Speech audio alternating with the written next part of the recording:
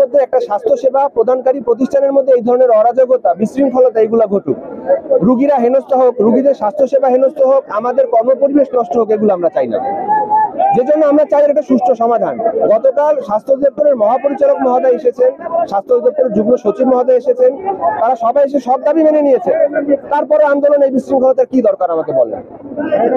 আমরা আন্দোলনের সাথে শুরু থেকেই কিছু বিষয় একাত্মতা পোষণ করছি। আমি এখানে বরিশালের ছিলাম 5 বছর, আমি এখন ইন্টার চিকিৎসক। অবশ্যই বরিশাল মেডিকেলের কিছু বিষয় সংস্কার দরকার, এর সাথে আমি সাধারণ ছাত্রদের সাথে একমত, আপনাদের সবার অনেকের দাবির সাথে একমত।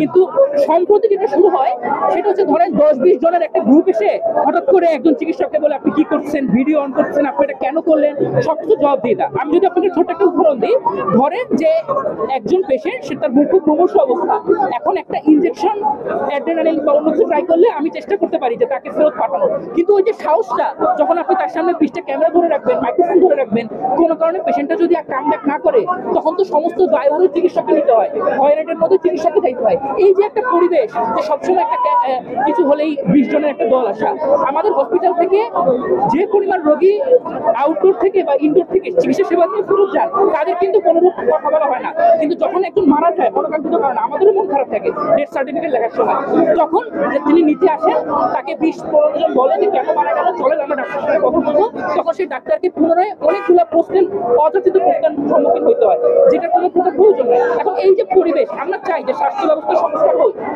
অবশ্যই বরিশাল মেডিকেলের কিছু অপূর্ণতা রয়েছে, কিন্তু এটার জন্য তো একটা স্থান আছে, এটার জন্য তো একটা সিস্টেম আছে। সাধারণ শিক্ষার্থীদের